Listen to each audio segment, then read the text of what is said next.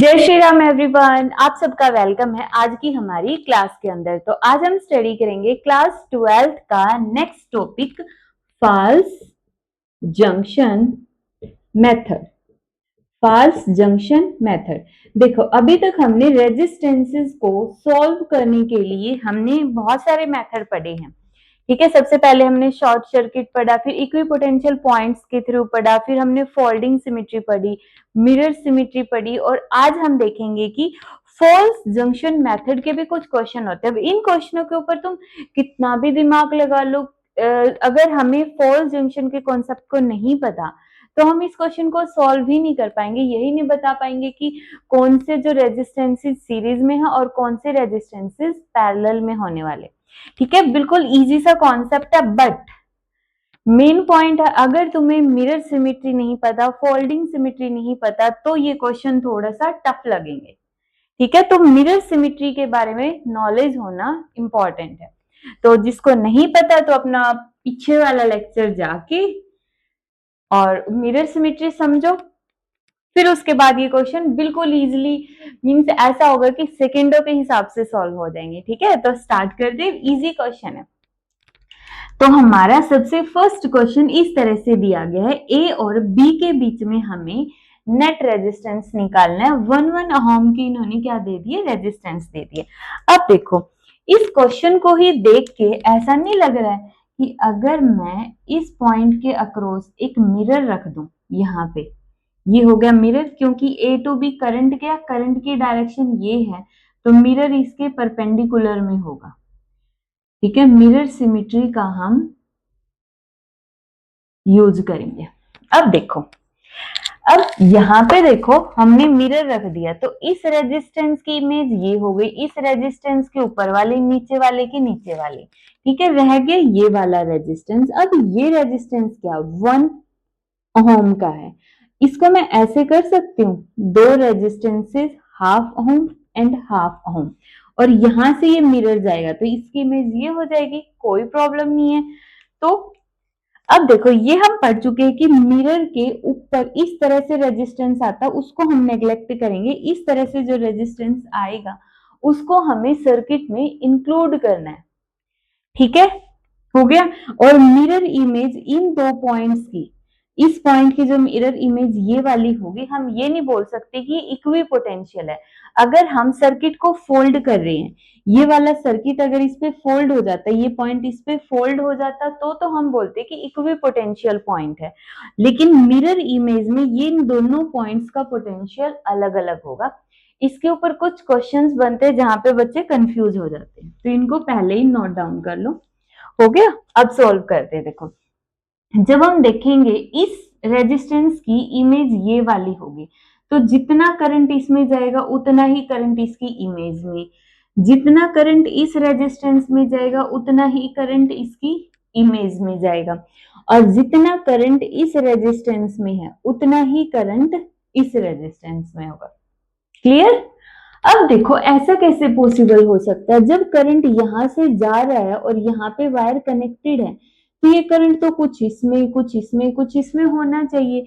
जितना करंट इसमें है उतना करंट इसमें नहीं हो सकता अगर हम सिंपल लॉजिक लगाएं। बट हमने मिरर इमेज के थ्रू देखा कि करंट जितना इसमें है उतना ही इसमें है। दैट मीन्स यहाँ पे जो ये वायर ज्वाइन हो रखी है, एक्चुअल में ये ज्वाइन ही नहीं है, यहाँ पे कोई जंक्शन नहीं है। और इस पॉइंट को अगर मैं O बोल दूं तो O को मैं क्या बोलूंगी अब, फॉल्स जंक्शन। O क्या हो गया, एक फॉल्स जंक्शन हो गया, एक्चुअल में कोई जंक्शन नहीं है। अब क्या, अब तो इसको सॉल्व कर सकते हैं।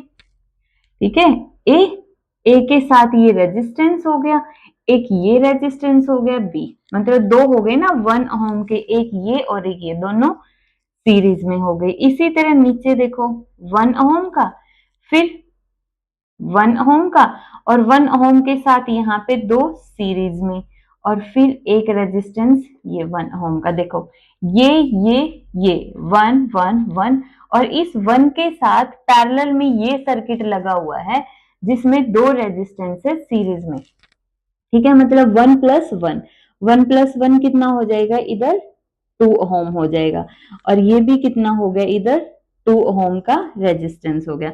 1 + 1 इसको भी मैं कितना बोल देती हूँ, 2 बोल दो, कोई प्रॉब्लम नहीं। 2 और 1 का कितना आएगा देखो, 2/3, तो इसको मैं बोल दूं 2/3 ओम, 2/3 ओम। अब 2/3 ओम और 2 ओम सीरीज में है, सिंपल ऐड करो, 2 + 2/3, 3 एलसीएम, 6 + 2 8/3। तो मैं इन दोनों रेजिस्टेंसेस को रब करके 8/3 बोल दो। अब 8/3 और ये 2 पैरेलल में है, तो 8/3 इंटू 2, 2 + 8/3, 16/3 डिवाइड बाई 3, 6 + 8, 16/3, 3 और 14, 3 से 3 कैंसल, 8 7, तो आंसर कितना आ गया, 8/7 ओम आ गया ए और बी के बीच में रेजिस्टेंस।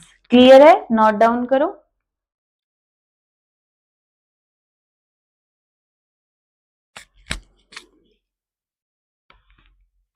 इसी तरह नेक्स्ट क्वेश्चन में इन्होंने बोल रखा है 8 identical resistances are each are connected. ठीक है, find resistance between A and B, A और बी के बीच में रेजिस्टेंस फाइंड आउट करो।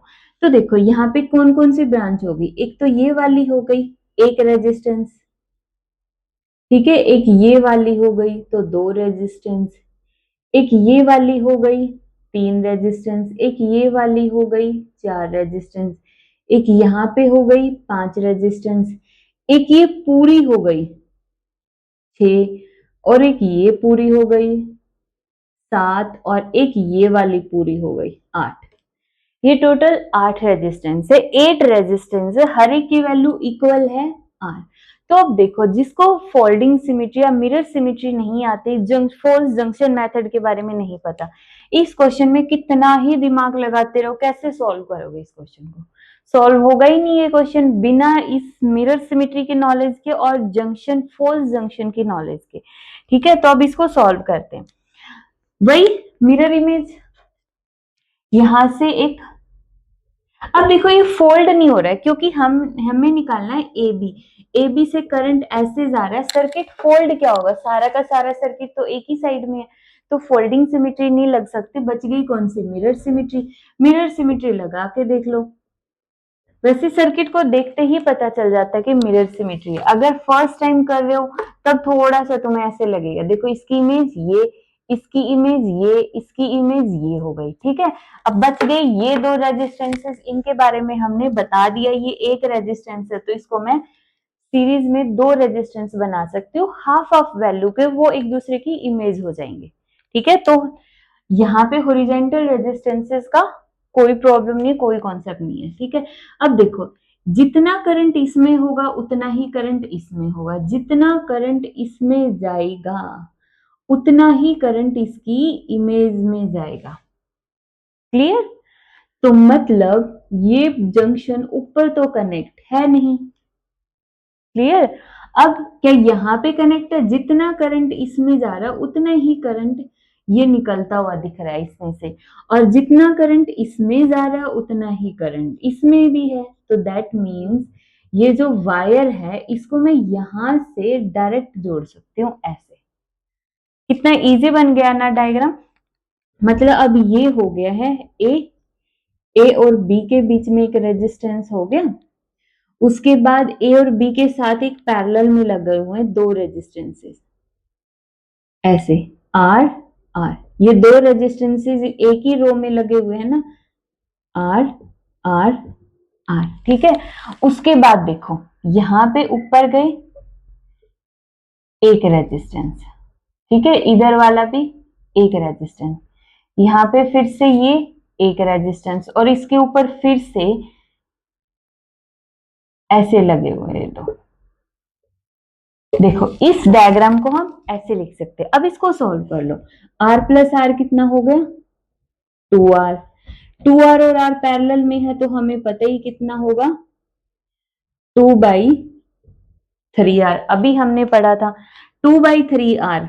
अब देखो ये r, ये 2/3r और ये r सीरीज में है तो ऐड कर दो, r plus r 2r, 2r plus 2/3 3R, 3, 6, 2 कितना बन गया 8/3R। ये R को एज इट इज रखना, ठीक है। 8/3R तो मैं मतलब इनको भी हटा के सिंगल एक रेजिस्टेंस बन गया 8/3R, ठीक है। अब ये R और ये R भी 2R हो गए, 2R, 2R और R पैरेलल में है, अभी हमने बताया था कितना हो जाएगा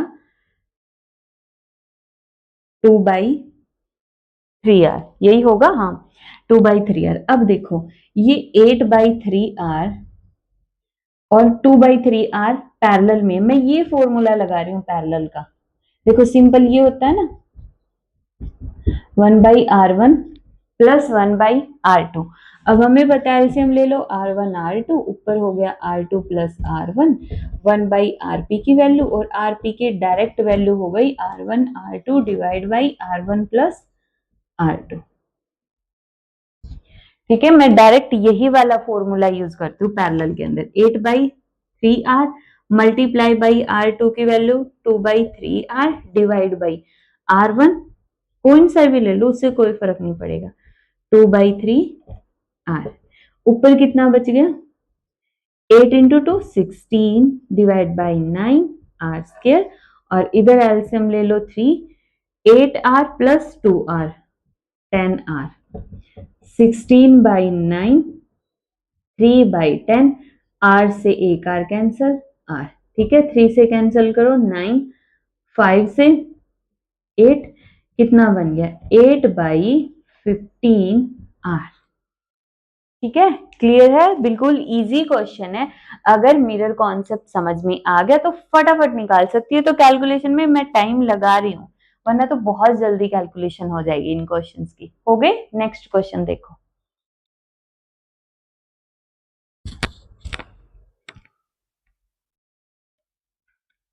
तो नेक्स्ट 2 क्वेश्चन है ये हमारे पास, इनको वीडियो को पॉज करके ट्राई करो, ठीक है। फोल्डिंग सिमेट्री या मिरर सिमेट्री से तुम देख सकते हो। तो यहाँ पे देखो, अब हम यहाँ पे देख सकते हैं कि यहाँ पे फोल्डिंग सिमेट्री का यूज करेंगे सबसे पहले, ताकि सर्किट है वो हमारा बहुत छोटा हो जाए, और फिर हम उसके ऊपर मिरर सिमेट्री लगा देंगे। कैसे देखो, एक क्वेश्चन मैं करवाऊंगी, इस क्वेश्चन को फिर दोबारा खुद ट्राई करके देखना। देखो अब अगर मैं यहाँ पे एक लाइन ड्रॉ कर दूं, ठीक है, ये लाइन हमने, ये करंट की डायरेक्शन है ना, जिस डायरेक्शन में करंट गया उसी डायरेक्शन में हमने लाइन खींच दी, इसको हम बोलते हैं पैरेलल एक्सिस सिमेट्री या फिर फोल्डिंग सिमेट्री। दोनों के अंदर ही हम सबसे पहले फोल्डिंग सिमेट्री का यूज करेंगे। देखो एक ही क्वेश्चन में किस तरह से फोल्डिंग सिमेट्री और मिरर सिमेट्री का यूज करके हम फटाफट क्वेश्चन को सॉल्व कर देंगे। ये मैं सोच रहा कि बहुत ज्यादा टाइम लगेगा, बिल्कुल ऐसे 1 मिनट में क्वेश्चन हो जाएगा जब तुम्हें एक बार समझ आ जाएगा। अब देखो बीच में से जा रही है, अब हमें दिख तो रहा इसकी ये और ये इक्वल है, ये और ये इक्वल है, ये और ये इक्वल है, ये और ये इक्वल है, ये दोनों इक्वल है, ये दोनों इक्वल है, ये दोनों इक्वल है, ये दोनों इक्वल है, और ये दोनों इक्वल है, और इनकी वैल्यू 4 है, 4 है, इसकी 2 है, 2 है, और ये भी 2 है, ये भी 2 है, और यहाँ पे ये हो गया 4 और 4 ओम, ठीक है। ये देखा। अब देखो अगर मैं इस सर्किट को हाइड कर लो तो ऊपर वाला सर्किट इसके एक तरह से इमेज दिख रहा है, इमेज दिख रहा है, तो क्या मैं इस एक्सिस के अबाउट में इसको ऐसे फोल्ड कर सकती हूँ? मतलब ये पूरा सर्किट ऐसे, नीचे वाले सर्किट को मैं यहाँ से, जैसे मेरा हैंड है, ये पूरा सर्किट होगा, इसको मैं उठा के ऐसे पलट के रख दूंगी। क्लियर हुआ? एक बार और देखो, जैसे हमारे पास ये हो गई पूरी की पूरी नोटबुक ऐसे हो गई। हमने क्या किया, ये ऊपर वाला सर्किट हो गया, ये इसके बीच वाली फोल्डिंग एक्सिस, इसको हमने उठाया और ऐसे इसके ऊपर फोल्ड कर दिया है सिंपल, ठीक है। तो अब देखो, अब इसको बनाने का फटाफट से सबसे इजी मेथड क्या होता है, ऐसे एक डॉटेड लाइन खींच लो, अगर बीच में कोई रेजिस्टेंस नहीं है तो डॉटेड खींच लो, ऊपर वाला सर्किट एज इट इज बना दो बिना कुछ भी सोचे। अब जब एग्जाम में करोगे ना, नीट और जेई का एग्जाम दोगे, तो तुम्हें ये खींचने की भी जरूरत नहीं, इसी पे देखो यहाँ पे इसका हाफ आएगा 2, यहाँ पे इसका हाफ आएगा 3/2। फटाफट से कर लोगे बिना डायग्राम के भी। बाकी अभी सीख रहे हो तो बना लो ऊपर वाला डायग्राम एज इट इज, नीचे वाले को छोड़ के ऊपर वाला डायग्राम बनाओ। ऊपर 3 रेजिस्टेंसेस इस तरह से है, एक रेजिस्टेंस इस तरह से, ये बी हो गया, ये 4 है, ये 3 है, ये 4 है, ये 3 है, ये 4 है, कुछ इस तरह से है। फिर इधर 4 के बिल्कुल बीच में यहाँ पे एक जंक्शन है O, O के साथ इधर एक रेजिस्टेंस जुड़ा हुआ है, O के साथ इधर से एक रेजिस्टेंस जुड़ा हुआ जिसकी वैल्यू है 4 ओम। ठीक है, फिर यहां से 4 के पास से 2 रेजिस्टेंस और निकल गए, ये हो गए जिनकी वैल्यू है 2 2। ये सर्किट है पूरा का पूरा ऊपर वाला। अब नीचे वाले को जब मैं फोल्ड करूंगी ना, इसका मतलब क्या हो गया कि जब ये वाला 4 ओम था और ये नीचे वाला भी 4 ओम है, ये इसके ऊपर ऐसे फोल्ड हो जाएगा, और जब ये ऐसे फोल्ड हो गया, ये ऐसे था, ये ऐसे था, नीचे से उठाया ऐसे फोल्ड कर दिया, तो ये देखो आपस में क्या हो गई, ये पैरेलल में हो गई। ऐसे का मतलब पैरेलल में ही है, ठीक है, पैरेलल में हो गए। तो ये 4 और ये 4 मतलब एक तरह से ये जितने भी रेजिस्टेंस लगे हुए 4 3 4 2 इन सब के साथ एक रेजिस्टेंस ऐसे पैरेलल में आ जाएगा नीचे वाला। ठीक है, लगाओ तो लगा सकते हो, एक में मैं लगा के बता देती हूँ, फिर नेक्स्ट वाले क्वेश्चन में हम डायरेक्ट कर देंगे। ये 3 का है तो 3 वाला ही जाएगा इसके ऊपर, ये 4 का है तो ऑलरेडी 4 वाला ही जाएगा, ये 4 है तो नीचे वाला 4 इस पे जाएगा, ये 2 है तो नीचे वाला 2 इस 2 पे जाएगा पैरेलल में, इस 2 पे ये वाला 2 जाएगा, सारे पैरेलल में हो गए। अब देखो सर्किट कितना इजी बन गया है। ये 4 और 4, अब दोबारा से एक बार सर्किट बना लो। अब सोचोगे इसमें तो बहुत टाइम लग जाएगा, बिल्कुल भी नहीं लगेगा, 1 मिनट से भी पहले क्वेश्चन सॉल्व हो जाता है। बस समझाना है तुम्हें, इसलिए मैं थोड़ा सा इसको लंबा खींच रही हूँ क्वेश्चन को, ताकि तुम कंफ्यूज ना हो। ठीक है, देखो ओ, अब इस 4 और 4 अगर दो रेजिस्टेंसेस इक्वल हैं, पैरेलल में है, तो नेट रेजिस्टेंस उसका क्या हो जाएगा, हाफ हो जाएगा। तो 4 का कितना बच गया 2, इधर 4 का भी 2, इधर 3 का 3/2, इधर 4 का 2, इधर 2 और 2 का 1 1, इधर 3 का 3/2, इधर 4 का 2 और इधर भी 4 का 2। सॉल्व मतलब इस पूरे बड़े सर्किट को हमने इतना तो बना दिया। अब देखो, अब हमें यहाँ पे ना फाल्स जंक्शन ढूंढना है, क्योंकि वरना तो सर्किट सोल्व ही नहीं होगा। इसके ऊपर दिमाग लगाते रहो कैसे सिंप्लीफाई कर सकते हो, अगर कर सकते हो तो कर लो, वरना तो यहां से देखो, अगर मैं इधर से एक लाइन ड्रॉ कर दूं तो ये क्या हो गई, मिरर हो गया, मिरर। सिंपल, देखो ये लाइन हमने ड्रॉ कर दी, अब इसकी इमेज, इस 2 की इमेज ये 2 हो गया, इस 2 की इमेज ये 2 हो गया, इस 1 की इमेज ये 1 हो गया, इस 3/2 की इमेज ये 3/2 हो गया, और जो ये ऊपर वाला 2 रेजिस्टेंस है ये 2, इसको मैं ऐसे लिख सकती हूँ 1 और 1 सीरीज में, तो इसकी इमेज ये हो जाएगा, तो इसकी कोई प्रॉब्लम है नहीं, तो इसको रब भी कर सकते हो। अब देखो इसकी इमेज ये है, तो जितना करंट इसमें होगा, ठीक है, उतना ही करंट इसमें जाएगा, यही होने वाला है, जितना करंट इस रो में से जाएगा उतना ही करंट इसमें से जाएगा। अब ऐसा कैसे पॉसिबल हो सकता है, तो ये देखो इसमें जितना करंट गया अगर उतना ही करंट इस वाली ब्रांच में भी जा रहा है, दैट मीन्स ये जो जंक्शन है ये है ही नहीं इधर, ठीक है, और इसमें भी तभी करंट जाएगा जब ये सीरीज में होगा, मतलब ये जंक्शन फॉल्स होगा। ठीक है, यहाँ पे एक्चुअल में ये जंक्शन एक इल्यूजन का काम कर रहा है। ठीक है, अब सोल्व कर दो, 1 + 1 सीरीज में है तो कितना हो गया, ये 1 + 1 सीरीज में 2, अब 2 और 2 पैरेलल में है तो हमें पता ही है कितना हो गया 1। ठीक है, सिंपली अब 2 और 2 सीरीज में है तो फिर कितना हो गया 2 और 2 सीरीज में 4। ठीक है, अब 3/2 3/2 और 1, 3/2 + 3/2 + 1 सीरीज में है तो एलसीएम ले लो, 3+3+2 6 7 8/2 आ गया 4। इन सबको अगर मैं रब कर दूं तो एक रेजिस्टेंस आ गया 4। 4 और 4 पैरेलल में है तो कितना बच गया, अब एक रेजिस्टेंस 2। ठीक है, 2 2 2 सीरीज में है तो 2+2+2 6 ओम आंसर आ गया हमारा सीरीज में। सॉल्व करना आ गया होगा। कोई कंफ्यूजन कोई प्रॉब्लम हो तो कमेंट कर सकते हो। ठीक है, अब ये क्वेश्चन समझ में आ गया, ये क्वेश्चन हम बहुत इजीली कर सकते हैं, इसको ट्राई करो एक बार।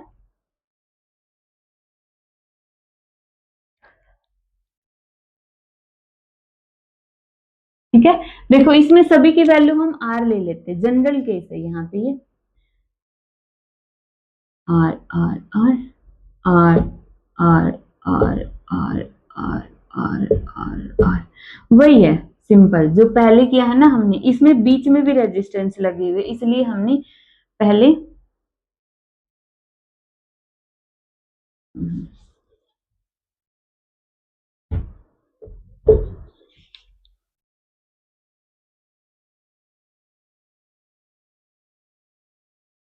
ये अभी हमने बताया कि जब ऊपर वाला सर्किट हमें लग रहा है कि नीचे वाले सर्किट जैसा ही है, तो अगर मैं नीचे वाले सर्किट को उठा के इस पे रखूंगी तो ये सर्किट बिल्कुल अच्छे तरीके से फोल्ड हो जाएगा। ठीक है, सारे रेजिस्टेंसेस की वैल्यू सेम है।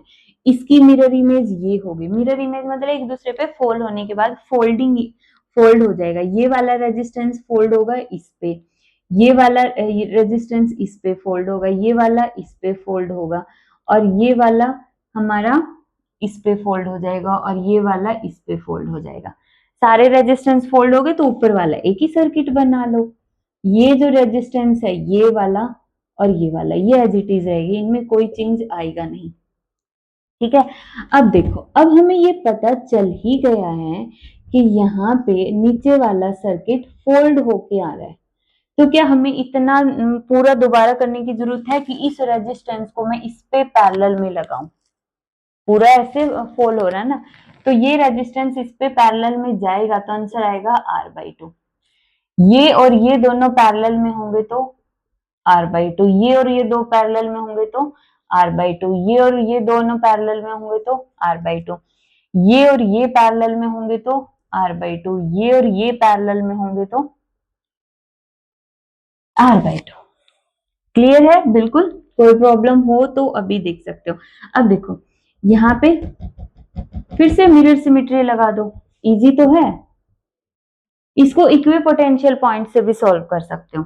देखो अगर मैं इसमें मिरर इमेज लगाऊंगी तो इसकी इमेज ये, इसकी इमेज ये, इसकी इमेज ये, इसकी इमेज ये। अब इसकी इमेज ये, यहाँ पे जंक्शन बन रहा है, जो करंट इसमें जाएगा वही करंट इसमें जाएगा। ऐसा तो तभी पॉसिबल होगा अगर ये जंक्शन इधर है ही नहीं। और क्वेश्चन सॉल्व हो गया। अब दिख रहा R/2 सीरीज में है, ये R/2 ये R/2 सीरीज में है। इस सर्किट को सॉल्व करना है। ठीक है, इक्वी पोटेंशियल से भी हो जाएगा। इस सर्किट के अंदर अगर फॉल्स जंक्शन मेथड किसी को ना आए उस केस में इस सर्किट को इधर ही जुड़ा रहने दो। अब ये और ये इक्वी पोटेंशियल पॉइंट हो जाएंगे, इस पॉइंट को इधर मान के सॉल्व कर लेना। ठीक है, मैंने सिखा रखा इक्वी पोटेंशियल पॉइंट। अब ये R और ये R हो गए 2R m डैश। R/2 ये हो गया R/2 सीरीज में है तो एक R/2 सीरीज में R और R/2 R और R पैरेलल में है तो R/2। क्लियर हो गया? अब R प्लस R/2 दोनों सीरीज में है तो कितना आ जाएगा 3R/2। 3R/2 और 2R फिर पैरेलल में हो जाएंगे तो 2R into 3R/2 2R plus 3R/2। अब इसको सॉल्व कर दो, कितना आ जाएगा 6। अरे 2 से तो 2 कैंसिल कर दो, हो गया 3R² डिवाइड बाई, अब नीचे वाले का 2 एलसीएम ले लो तो 7R/2। ठीक है, 7R/2 ऊपर गया तो 3 इंटू 2 6 हो गया, R से R कैंसिल, आंसर आ गया 6R/7। बहुत इजी क्वेश्चंस है। ठीक है, अब हो गए हमारे चारों क्वेश्चन। इसके अलावा अब इसमें एक क्वेश्चन और आता है जो मैंने प्रीवियस लेक्चर में भी करवाया हुआ है, तो मैं वहां से clip as it is cut करके इसमें ऐड कर दूंगी। अब इसके जितने भी क्वेश्चन है ना फोल्ड जंक्शन मेथड के, वो तुम प्रैक्टिस करना, सारे क्वेश्चन हो जाएंगे, ठीक है।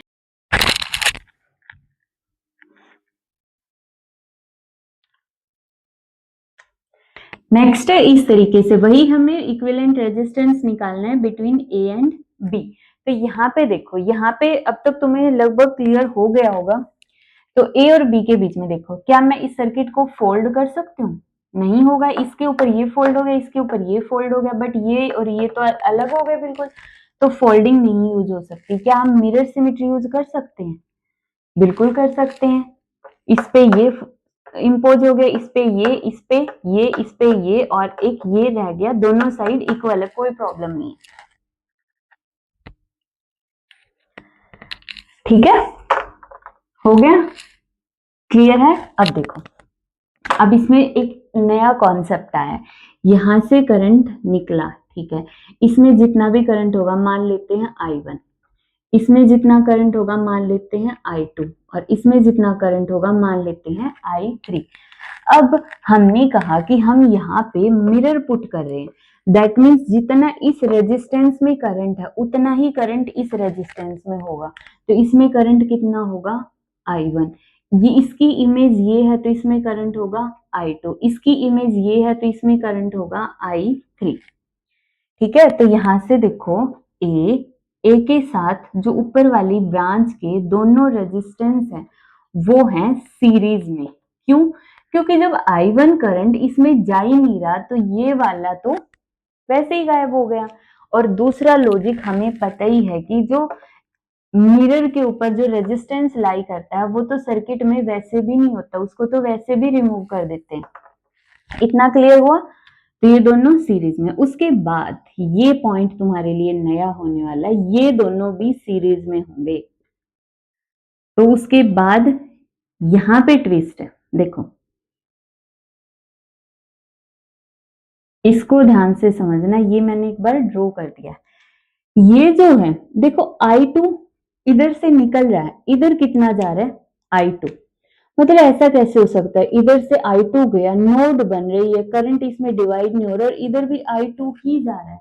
ये तो तभी हो सकता है ना अगर यहाँ पे ये दोनों ज्वाइन ही ना हो।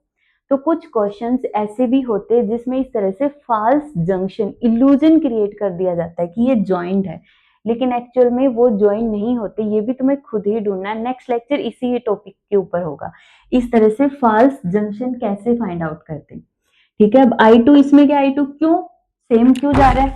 क्योंकि हमने देखा कि ये मिरर इमेज है, इसकी मिरर इमेज ये है, इसलिए अब हमें पता ही चल गया। ये R और ये R सीरीज में है तो इन दोनों का एक बना दो, कितना बन गया? 2R। R R R और R सीरीज में, एक बना दो 2R। ये भी सीरीज में 2R, 2R और R पैरेलल में 2R इंटू R और 3R, कितना बन गया ये? 2R/3, 2R/3। तो इसको ऐड कर दो, तीनों सीरीज में है ना, 8R/3। तो ये कितना बन गया? 8R/3। अब देखो 2R, 2R और 8R/3 क्या हो गए? पैरेलल में हो गए। जब तुम इसको सॉल्व करोगे तो आंसर आएगा 8R/11 हो जाएगा। 2R और 2R पैरेलल में ही, इनका तो वैसे भी दोनों का टोटली मिला के R बन गया। अब R और 8R/3 का कैलकुलेट करना है। तो हो गया क्वेश्चन सॉल्व। फाल्स जंक्शन का क्लियर हो गया? नहीं हुआ तो नेक्स्ट लेक्चर में और क्वेश्चन आएंगे तब क्लियर हो जाएगा।